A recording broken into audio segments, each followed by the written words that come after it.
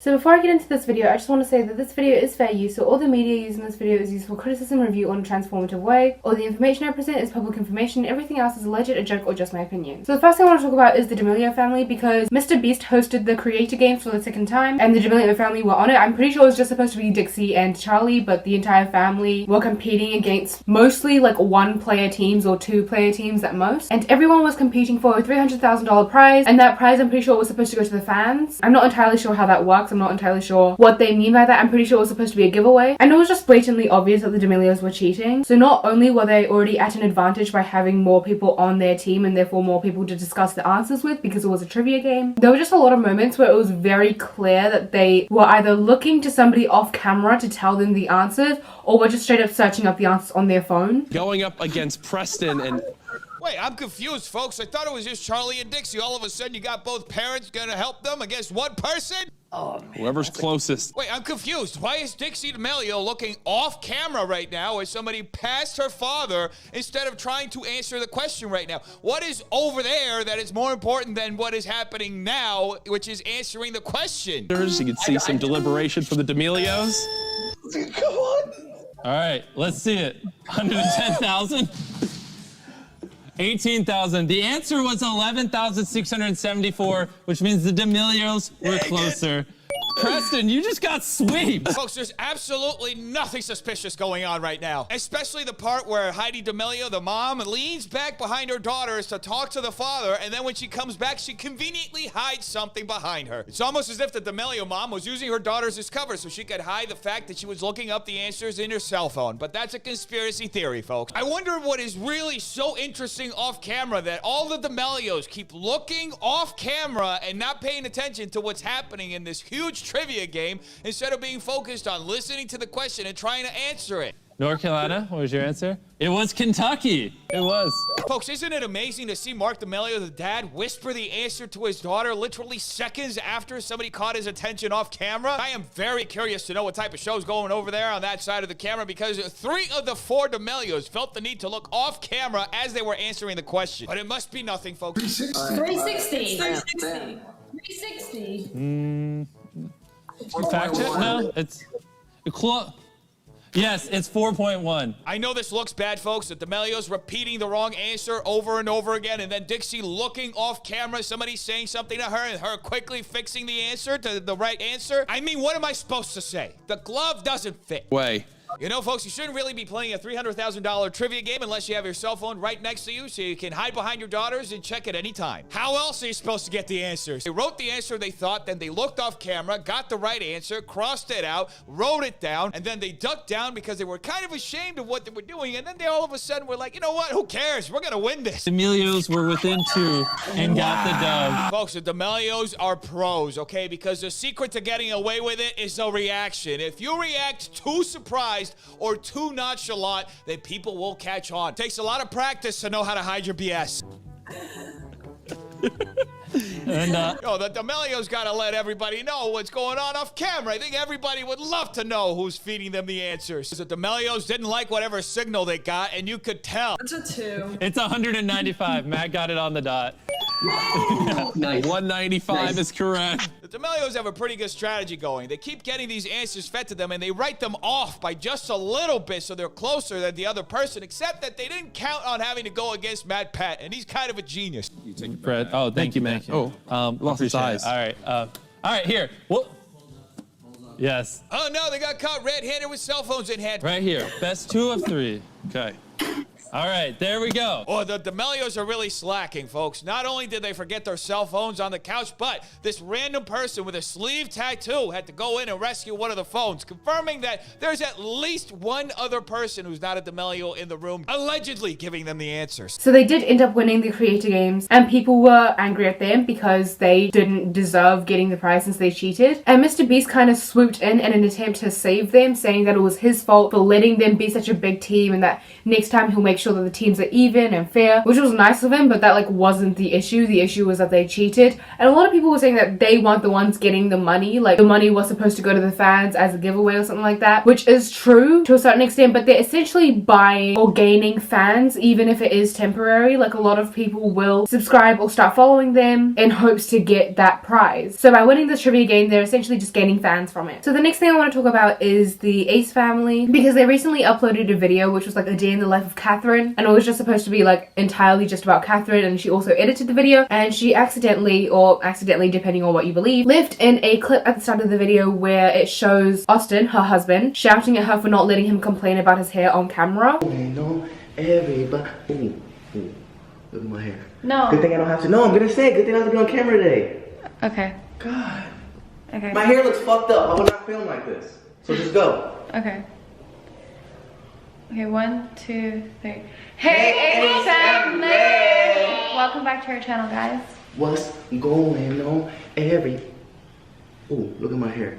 Good thing I'm not gonna be on camera today. Alright, baby. Some people took issue with this because the kids were there and he was shouting and swearing in front of the kids. It wasn't as intense as people made it sound, but it was uncomfortable. A lot of people had an issue because of the way that they like switched on and off, in the sense that he was like shouting at her and getting angry at her, and as soon as they acknowledged that they were actually going to start the video and film the proper intro, they just switched it back on, and the kids had to do it as well. And the one kid that was like old enough to kind of understand what was going on was kind of just standing there waiting for them to stop arguing so that they could do the intro. A lot of people also said that Catherine was visibly upset, and it's just kind of childish that he was just essentially throwing a tantrum over his hair. So they talked about it on Twitter, saying that, you know, it's marriage, so obviously they're gonna get frustrated, they're gonna have arguments. It doesn't mean that they're in like a toxic relationship or anything. And they also addressed it in a video where they said, again, they were just having a really bad day and that they were already arguing, but they had to film a video. And in this video where they addressed it, Austin essentially replaces his kids with like stuffed animals as props, which some people took an issue with, because like, why are you using your kids as props?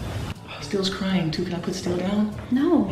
We're filming right now. I'll just go right over to the sink and just do it really quick. No. I am just in awe of this entire production. The writing, the prop choice, substituting the children for Disney toys was an absolutely exquisite idea. Really highlights to the audience how the McBrooms think of their actual children as props. Heaven, please, pretty please. I'll do anything for you. Just let me fix my hair. I don't want to look like this on camera. Please. Well, let me go just do it real quick. It's the sink's right here. Give me a kiss before I go, please. It takes a lot of courage, folks, to embrace the cringe in this way. Say, go ahead.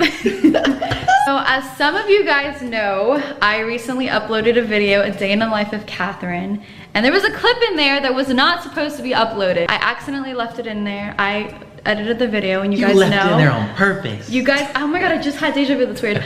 I was editing the video. You guys know that Austin has been editing the videos since day one. So you're telling me that after 4 years of Austin editing their videos, the first video that Catherine edits herself to the channel, we end up getting an outtake that shows Austin yelling at Catherine? Genius directing. You guys only saw a small clip of it. You guys didn't actually see me yelling before, thank God. Well, wait, why are they withholding the show from their audience? I think everybody would love to see Catherine yelling at Austin, because right now the internet is flooded with footage from Austin yelling over the last 2 years. Nothing from Catherine, though. Kind of curious, huh? And at the end, he was like, my hair's f***ed up, like, I would not be filming like this. And I was like, okay. And at that point, it was like the 4th try, and I was so over it. And that was the one that we used, and it just so happened to make it in the video, and that's like just dead the truth. I don't know about you folks, but I 100% believe Catherine right here. Doesn't feel at all like she's being pressured into doing this as though she has a gun pointed to her head. In that particular clip, it was us arguing something they'd never seen before. So they were like, oh my God! They were like, oh my God, they argue.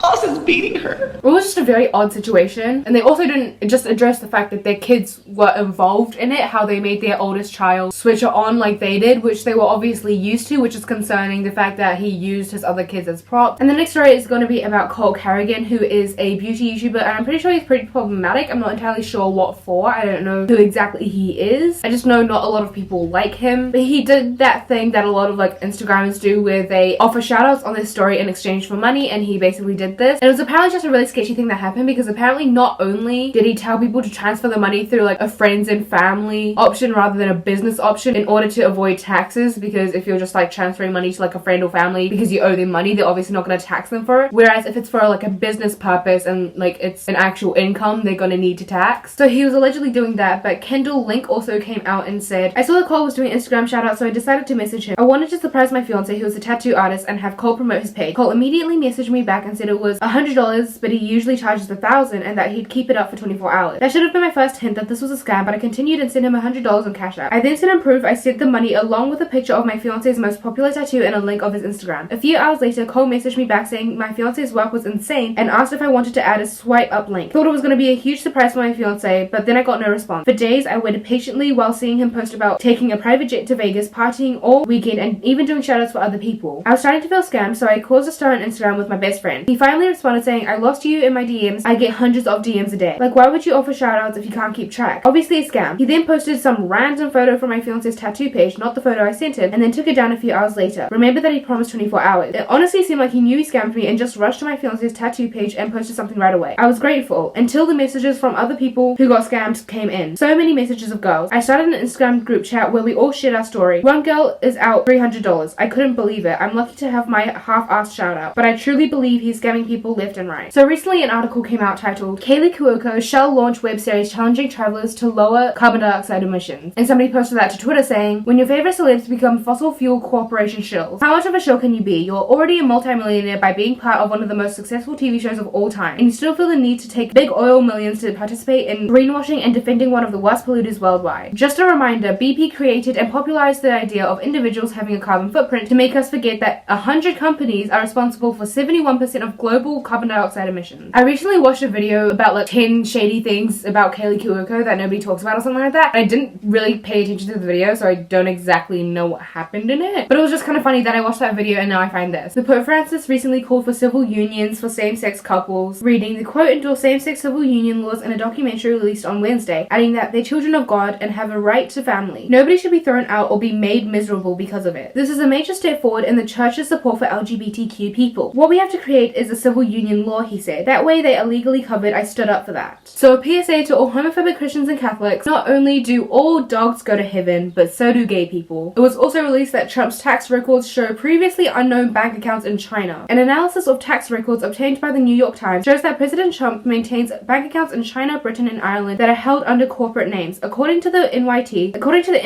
the Chinese account is controlled by Trump International Hotels Management LLC, which the records show paid more than $180,000 in taxes to China from 2013 to 15. A lawyer for the Trump organization said the company opened an account with a Chinese bank following the establishment of an office in China with the intent to explore the potential for hotel deals in Asia, and while no deals, transactions, or other business activities ever materialized, the account has never been used for any other purpose. Bernie Sanders also responded to this saying, while Trump paid just $750 in US federal income taxes in 2017, he has paid $188,000 in taxes to China, $156,000 in taxes to the Philippines, $145,000 in taxes to India, and $15,000 in taxes to Panama. And Trump wants us to believe that he puts America first? What a hypocrite. The Nigerian president also addressed the ENDSARS movement. President Muhammadu Buhari urged Nigerians to stop ongoing ENDSARS demonstrations during a televised address on Thursday, but did not make any mention of the reported deadly shooting of peaceful protesters that occurred on Tuesday. The incident, which took place in the Lagos district of Lekki, drew international condemnation. I apologize because I'm pretty sure I said all of those words wrong. Anti-police brutality demonstrations continued across the country on Thursday. The president addressed the nation for the first time since the protesters were reportedly killed by security forces in Lagos. The violence was condemned by international leaders including US Secretary of State Mike Pompeo and chairperson of the African Union Commission Musa Faki Mohammed. At least 56 people have been killed at protests in Nigeria, according to Amnesty, and on Thursday at least 8 were wounded by gunfire in Lagos. Shops and prisons were set on fire, and the president warned protesters of undermining national security but did not mention army police killings of protesters. The protests began about 2 weeks ago with mostly young people demanding the disbandment of a notorious police unit. The Special Anti-Robbery Squad, which had been at the center of protests against police brutality, was dissolved on 11th of October. And I've heard that it has been disbanded since then and that they're looking into it, but apparently this has been a thing that's like happened time and time again, where they will like look into it or they'll just like temporarily put a stop to it, but then nothing actually happens and it just goes back to how it always was. And lastly, Insider posted an article about the investigation into BRYCE Hall after he started a physical fight with a restaurant staff because they told him to stop vaping vaping in the restaurant, which he wasn't allowed to do in the first place because that is illegal. MTZ obtained footage that appeared to show TikTok star Bryce Hall in a physical altercation with restaurant staffers, reportedly because Hall was asked to stop vaping and blew vapor in an employee's face. Just a reminder that there is a pandemic going around that can be sprayed by a moist breath. Hall denied blowing vapor in an employee's face in a statement to BuzzFeed, but admitted that he was asked to leave after vaping in a seating area and that he was involved in a physical altercation. An LAPD representative told Insider that it is investigating 2 suspects for potential felony battery, including Hall and another unnamed suspect. An employee at the restaurant told Insider that Hall was the first to initiate physical contact with the manager, who also owns the restaurant, and Hall called him a fat Mexican after the video ended. Def Noodles also tweeted about this, saying, Bryce Hall attacks a restaurant server after the restaurant asked Bryce to stop vaping. It is illegal to vape in restaurants in LA, according to TMZ. This is 2 weeks after the Sway Boys were seen viciously beating a person. So Bryce Hall told TMZ he asked for his credit card back from the restaurant more than 10 times before the altercation started. So you're telling me you asked for your credit card 10 times, right? A chain restaurant is not going to steal your credit card from you because that is a crime. They're probably just sorting it out behind the scenes. They probably have a lot of guests that they're trying to tend to. You're not that important. But you're telling me that just because you asked for your credit card multiple times and they couldn't provide that right this second, that was a good enough reason to then go and beat someone up? Are we animals? Like, if your credit card was not given back to you, you could just call the police because that's theft. You don't have to beat them up. An employee of Cinco who says they witnessed the altercation told Insider that Hall struck the restaurant's owner and manager first after being gestured without physical contact to leave the restaurant. The same employee told Insider that the owner broke his hand as a result of the altercation and will be in a cast for 2 months. So he did something that was illegal, was asked to leave private premises, and then thought that the best action to take in that moment was to beat someone up. Since then, he's tweeted out saying, irrelevant creators keep my name in their mouth to get their social blades green for once. It's so sad, but do whatever to pay your bills, I guess. And then people are replying with period and love you, Bryce. I've lost faith.